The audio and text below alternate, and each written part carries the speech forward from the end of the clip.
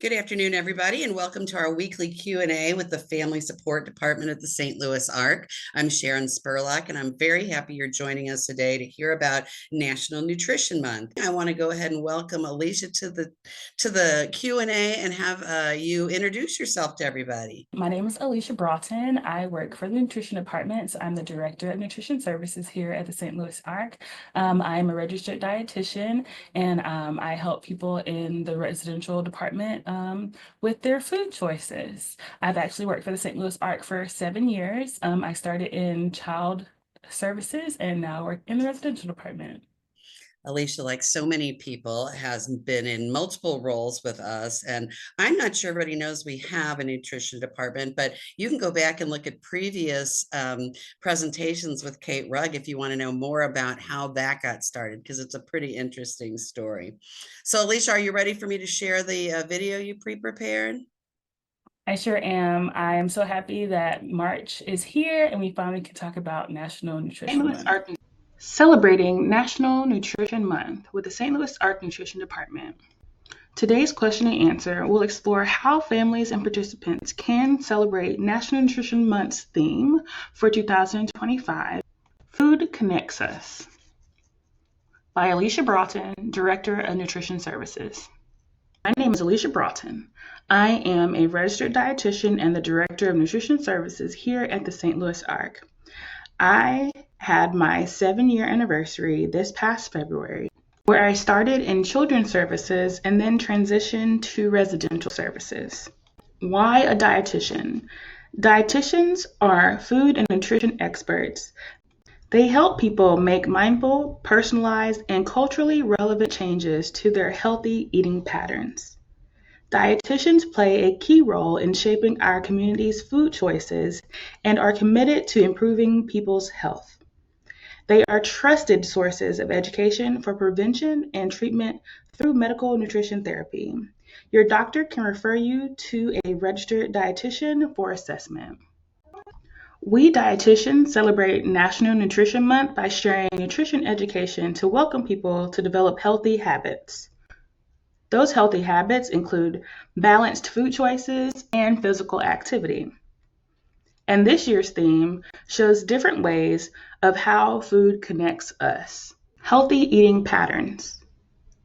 Dietitians play a critical role in helping people understand the connection between the foods individuals and communities eat and how these foods impact health throughout life. Underneath ingredients is a general idea of healthy eating patterns, which include fruits, vegetables, whole grains, lean protein foods, plant protein, and dairy products. This pattern also suggests limiting saturated fats, sodium, and added sugars to reduce the risk of diet-related chronic diseases such as heart disease, type 2 diabetes, and some types of cancers. Physical activity. It is recommended for adults to have 150 minutes, 2 hours and 30 minutes of moderate intensity exercise per week. That is 25 minutes per day.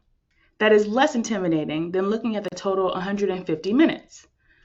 Try to include all major muscle groups throughout the week by including balance training, aerobic, and muscle strengthening activities.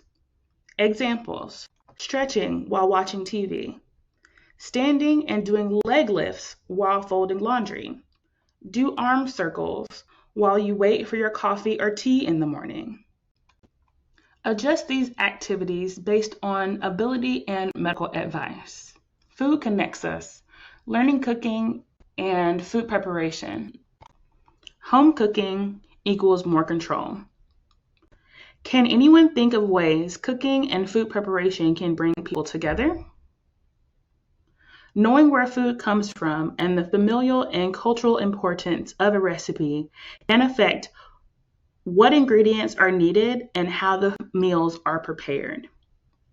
Home cooking can help lower the meal's total sodium while increasing the intake of fiber, fruits, and vegetables. Food connects us through health. Reduce the risk. Lack of access to food and the ability to prepare that food increases the risk of chronic disease, like type 2 diabetes, high blood pressure, high cholesterol, and heart disease. Foods may be recommended to help reduce the risk of certain chronic diseases. For example, switching to unsweetened tea from soda or juice, adding fruit to your lunch to boost the total number of fruits and vegetables eaten in a day, and to increase your fiber intake, eat oatmeal as a snack. Food connects us to our culture. During National Nutrition Month, you're also encouraged to explore the connection between food and culture. I made a Microsoft form so you can either type or upload your family's recipe, and we can highlight your recipes on the Rise TV. If you scanned the QR code, and you can share your family's recipes with us. I'm going to share one of my mom's recipes with you guys. So here is my mom and I, and this is one of her recipes. So this is my mom's favorite vegetable recipe. She adapted this recipe from one I made during culinary school. She did not like the bitterness of Brussels sprouts before, but now she likes to play with the saltiness and the spiciness of the cheese and the pepper flakes when she makes her Brussels sprouts. So this is a recipe, and if you need this recipe, feel free to email me. My email will be at the in this PowerPoint. But this is me and my mom. Other ways food connects us is experimenting with recipes. So recipes like rice and beans can differ from culture to culture. And here I have some pictures of how rice and beans are different throughout the cultures. And I have some examples of different cultural ways of cooking rice and beans. So some people may be familiar with how we cook rice and beans in the South with red beans and rice. Like in Jamaica, they're called rice and peas because they're made with pigeon peas. Or in Cuba, they're called moros y cristinos. Don't quote me on the pronunciation, because they're called that after the Moors and the Christians to represent the rice and the beans. Also see Hoppin' John, jollof rice, and jambalaya, other names that we are familiar with. These dishes combine cultures and traditions from all over Africa, Spain, Portugal, France, England, North, Central, and South America, the Caribbean, and coastal Latin America. I invite you to experiment with these recipes and to explore other cultures and traditions. One change at a time. It is important to remember that cultural foods are not only important to our mental health, but can also be an important part to a balanced diet. By making small changes to our daily habits, you can make lasting health benefits for you and your family.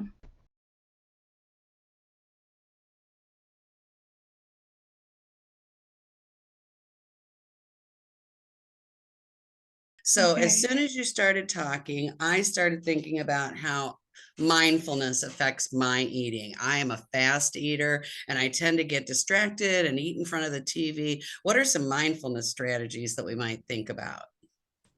So it is important to remember to slow down. Think about why we're eating, why we like things that we eat, and why we enjoy eating. Most people enjoy to eat. So try not to look at your phone, try not to eat in front of the TV. Enjoy your food. Take slow bites. Remember to chew your food. It helps to digest your food. So enjoy your food. Take your time eating, and um, yeah, take your time eating. I think that's the most important to think about. As the more you chew, the easier it is to digest, and you'll enjoy it more. You'll savor the flavor for sure.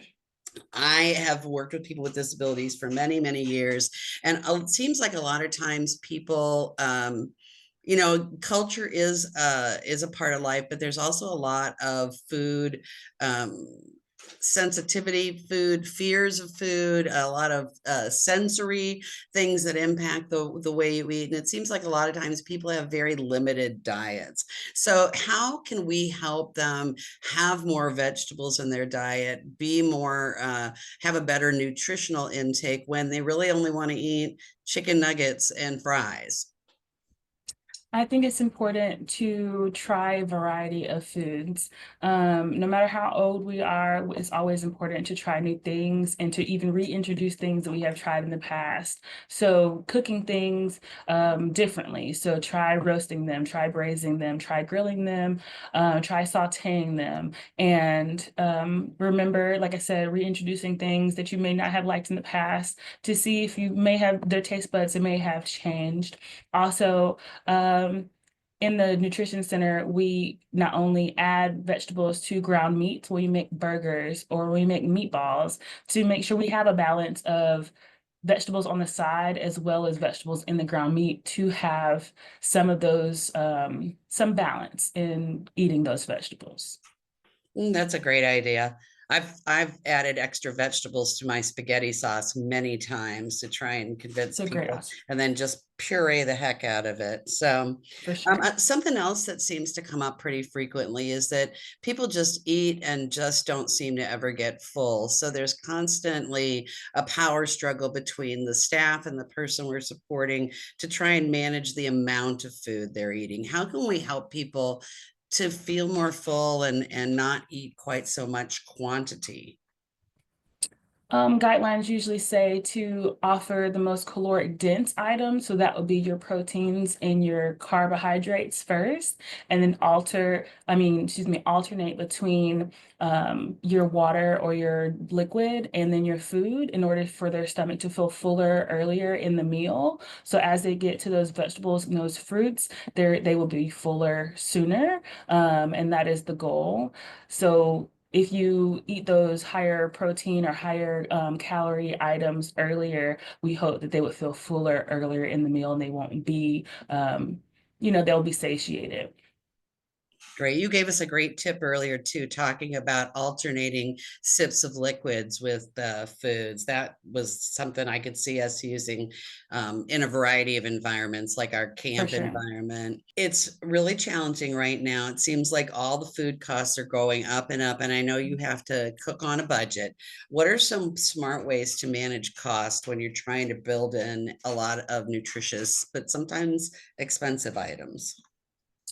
Um, have a plan before going to the grocery store is always my first tip, because if you have a plan, it doesn't eliminate, but definitely limits the amount of extra purchases being made. Also, buy a variety of vegetables, things that you could eat raw and cooked. So when you do have those moments where you want a snack, you can eat that carrot, or you can get that, celery stick with the ranch or whatever. I love peanut butter. So you can get those things that can last long in the fridge, or, I don't keep my peanut butter in the fridge, but things like that where you can eat them as a snack. But having a plan definitely helps. Yeah.